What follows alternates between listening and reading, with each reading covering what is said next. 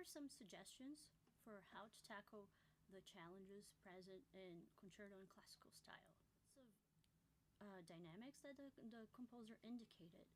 So we have to use your bow distribution. So for instance, in measures 15 and 16 of the first movement, we have a nice crescendo. I would start with a little less bow and start using more bow as I go towards the crescendo. And the most bow I would use is right at the forte, right on the G on the downbeat of measure 16. So here's what that would look like.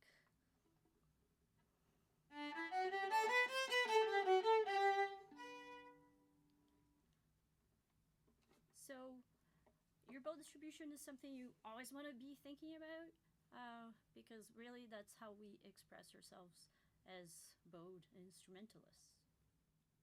So the next thing I would look at, whenever I'm playing anything in a low position, would be how to reach the intervals when I have a big interval that is going towards my 4 or my high 3. So for instance, in concerto and classical style, we have variation 3, measure 25 of the second movement. We go from a low E flat on the C string to a G natural on our 4th finger. So if I were to just stretch my finger to try to get there, it's really hard and my hand is really tense and I don't really know if I'm actually gonna get there because I'm just hoping for the best, really.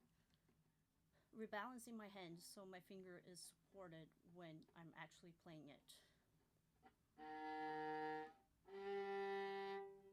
So I just let my hand follow the finger that I'm actually using at the time instead of trying to keep my hand always in the same spot stuck. And of course, when you're playing the piece in context, that's going to happen a lot faster, but it's something that we always need to be working on and be mindful of, so our fingers are actually supported and we feel comfortable playing those intervals. The next thing I would suggest looking at would be variation 2 in the second movement. So this starts in measure 17. So in this, we have a syncopation where we're really just displacing the beat by an 8th note. So sometimes it can be a little hard to understand how to practice that. But if you remember that a quarter note just equals 2 8th notes and they're slurred if they're in the same pitch, then the next thing you do is just split up the 8th notes to understand the rhythm. But instead of doing that, I would separate the quarter note into 2 8th notes.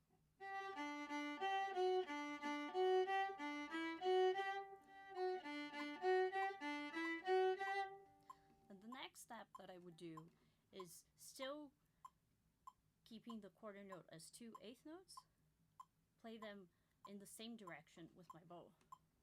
So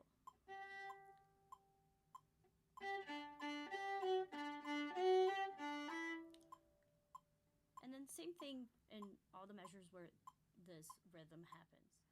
The last thing I would suggest you working on in a piece like this is the intonation, and especially when you have double stops. So for instance, in measure 62 of the second movement, we have the E flat to D, then E natural, E flat to C, then E natural to C, then F natural to A natural, F sharp to A natural, G to G. So to work in a passage like this is similar to what we've been doing before. So you want to make sure that you know your half step here from the... Again, I always think of the theme of Jaws to make sure that my half steps are nice and clear. So super clear in my ear. Now, the next thing you can do is for sure check the E flat to the open G.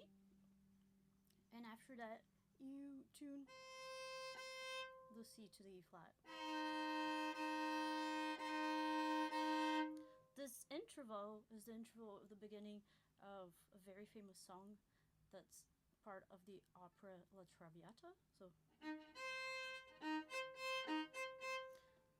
So that's how I remember that interval, and it really helps me tune it. So the next note, we have the E natural, right? After we have the... So for sure you want to keep your C down because that one you've already tuned, and you want to tune your E natural to the C that you already found. Now the next note is great. It's just the F natural.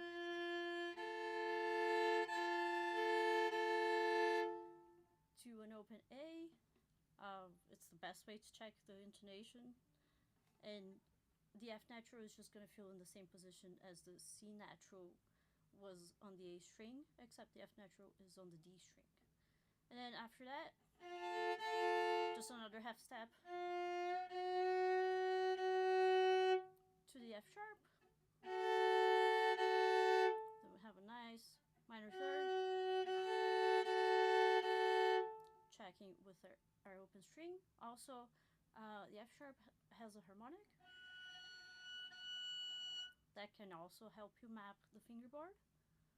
And then the G natural right after that is just a half step up from the F natural.